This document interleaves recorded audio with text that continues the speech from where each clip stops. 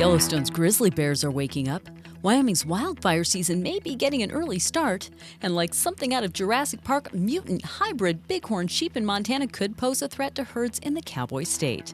We'll take a look at these stories and more today from Wyoming's largest news organization. I'm Wendy Corr for Cowboy State Daily.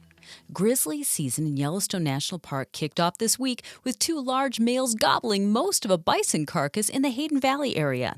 And outdoors reporter Mark Hines says a fresh layer of snow wasn't slowing the bears down either, as the hungry pair devoured the carcass in just a couple of days. They're out and about and doing what bears do. Checked in with some sources on the Grand Teton National Park side of things where, a lot of our celebrity bears like 399 live. Nothing going on there yet. The bears are still sleeping in Teton National Park. That's not unusual either. They usually start coming out a little bit later than the Yellowstone bears. Grizzly 399 usually emerges late. Last year, she and her new cub Spirit weren't spotted until mid-May.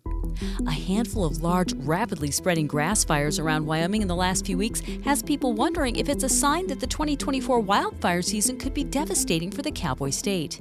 And it's not just folks in those communities who are worried. U.S. Senator John Barrasso said those fires are further proof of a wildfire crisis in the U.S., according to Cowboy State Daily's Andrew Rossi. It's a number of factors that are making these fires worse, and it's a contributing problem. It's not just that it's been dry, and it's not just that there's, dead fuel on the ground because it's winter and everything. Part of the reason why fires could be so bad this year is because it was so wet last year. So plants grew like crazy. There's a lot of moisture, and so there's a lot more fuel that's available to be burned when these fires get started. In the last 3 weeks, at least a half dozen wildfires have sparked around Wyoming.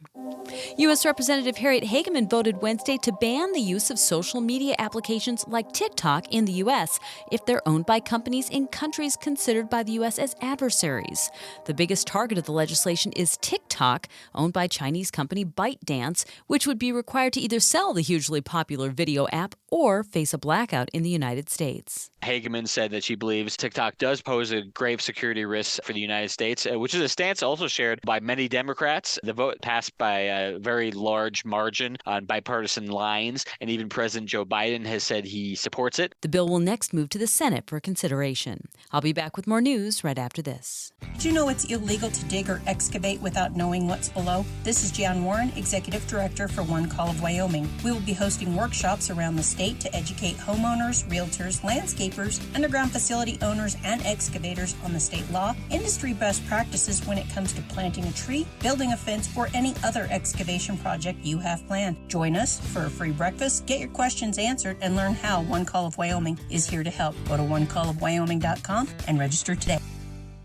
Atlas Carbon, a Gillette-based producer of activated carbon for filters, has paid nearly $440,000 to resolve a default ruling on a $15 million loan from the Wyoming State Loan and Investment Board.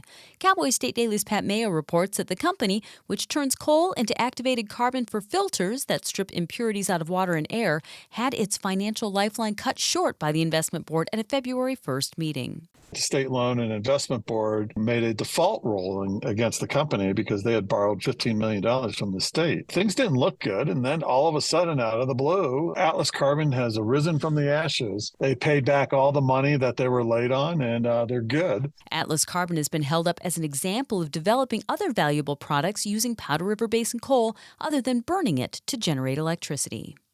And like something akin to Jurassic Park, an 80-year-old Montana man was nailed on federal charges stemming from creating huge hybrid bighorn sheep by using genetic material harvested from Asiatic wild sheep. Arthur Schubart of Vaughan, Montana, on Tuesday pleaded guilty to 2 felony wildlife charges, according to Outdoors reporter Mark Hines. They got illegally imported Marco Polo sheep parts, pulled the genetic material off of those, cloned some embryos, and then inseminated those into, I think, bighorn sheep use on his ranch. But I talked to some Wyoming biologists, and they just said that's just a really bad idea. If nothing else, what if one of these hybrids got loose and got into the native wild sheep population? It could just absolutely wreak havoc. Most definitely something we do not want in Wyoming. Schubart owns the 215-acre Sun River Enterprises Ranch near Vaughan, which buys, sells, and breeds animals such as mountain sheep and mountain goats. And that's today's news. Get your free digital subscription to Wyoming's only statewide newspaper by hitting the subscribe button on CowboyStateDaily.com. I'm Wendy Corr for Cowboy State Daily.